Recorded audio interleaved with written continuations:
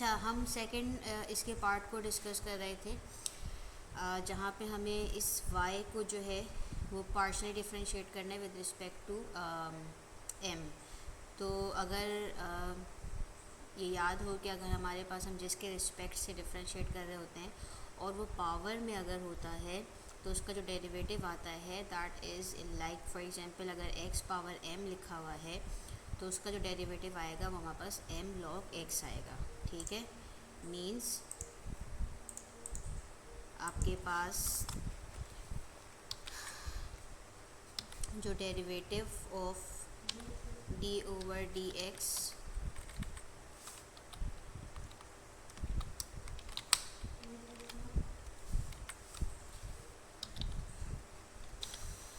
अगर मैं m के रिस्पेक्ट से ले रही हूँ, ठीक है, और हमें x पावर m को जो है वो डिफरेंशिएट करना है, तो क्योंकि हमें जिस चीज़ को डिफरेंशिएट करना है वो पावर में है, तो इस सिनेरियो में इसका जो डेरिवेटिव आता है वो क्या आता है m log x। ठीक है, यानी कि हमारे पास जो पावर होती है वो और log x बेस। ठीक है, तो ये हमारे पास डेरिवेटिव होता है। अगर इस सिनेरियो को देखते हुए अब हमें जो है वो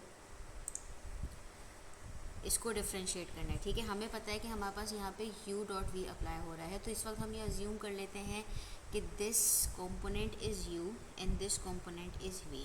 ठीक है, तो हमारे पास क्या होगा, ऑब्वियसली पहले इसका डेरिवेटिव आएगा और दूसरी वाली चीज़ एज इट इज़ आ जाएगी v। ठीक है, तो a नॉट तो खैर एज इट इज़ आ जाएगा। x पावर m का जो डेरिवेटिव हमारे पास आएगा वो हमारे पास, ठीक है, जो x पावर m का हमारे पास मैंने यहाँ पे लिख दिया है, x पावर m का जो डेरिवेटिव आएगा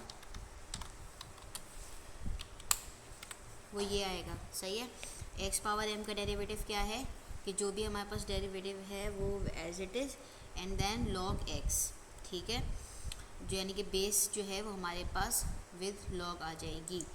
तो हमारे पास a not as it is आ गया, x पावर m का जो डेरिवेटिव आ गया वो हमारे पास आ गया xm log x, और ये वाली टर्म हमने पूरी की पूरी एज v अज्यूम की है, तो ये v जो है एज इट इज़ आ जाएगा। ठीक है, सेकंड पार्ट क्या होता है, u डॉट v, u को हमने डेरिवेट किया है, v को एज इट इज़ लिखा, फिर प्लस v डॉट u आ जाएगा। सही है,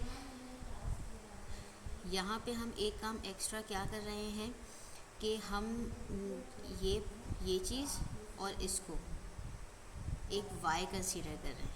ठीक है, that means y is equals to a naught x m into this bracket, इसको हम y अज्यूम कर रहे हैं। सही है, और अज्यूम नहीं कर रहे, हमारे पास ऑटोमेटिकली अगर आप ऊपर से ये सोल्यूशन देखें, हमारे पास ये सोल्यूशन वाली चीज़ बन रही है, y is equals to a naught x m और ये होल ब्रैकेट है। ठीक है, तो हमने इसमें से इस चीज़ को जो है वो हमारे पास क्वेश्चन ऊपर हमारे पास y के इक्वल्स था, तो हमने उसको y से रिप्लेस कर दिया।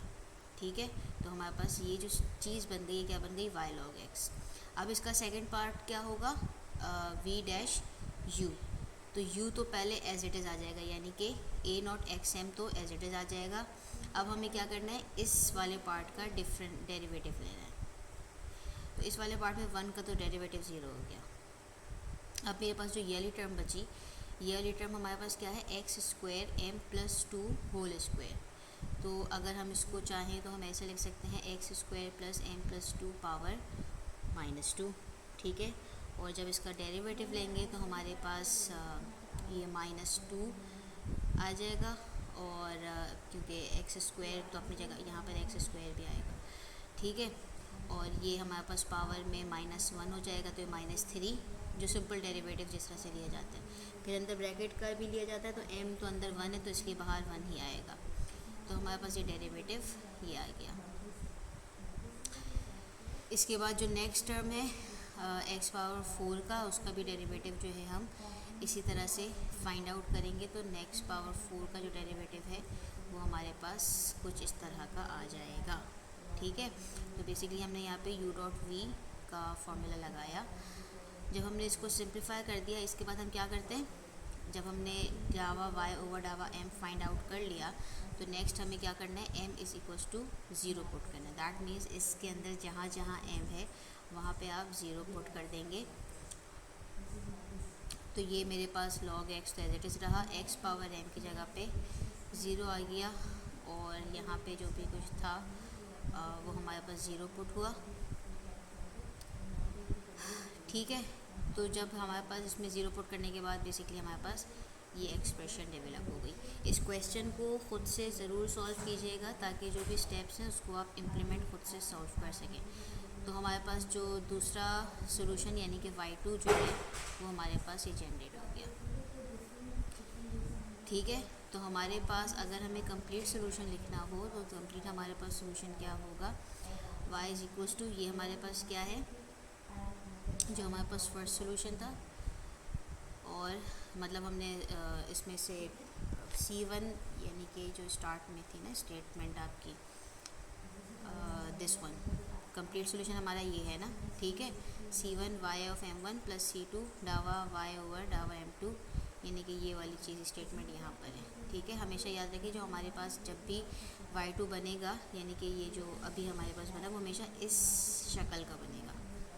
ठीक है, कंप्लीट सोल्यूशन में हम यहाँ पे पुट कर देंगे C1 y ऑफ m1 यानी कि जो हमने पहले पुट आंसर निकाला था प्लस C2 इंटू अभी हमने जो आंसर निकाला। तो यहाँ पे ये जो लिखा हुआ इस तरह से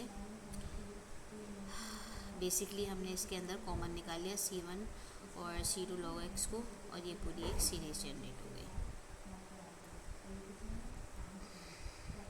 ये जो एक्सप्रेशन बनी है इसको बेसल इक्वेशन भी कहते हैं ऑफ ऑर्डर 0, जिसको जे नॉट से भी जो है वो डिनोट किया जाता है। ठीक है, तो हमारे पास जो सेकंड केस होगा वो इस तरह से सॉल्व होगा। इसके बाद हम अब नेक्स्ट वीडियो में जो है वो थर्ड केस को जो है वो डिस्कस कर लेते हैं।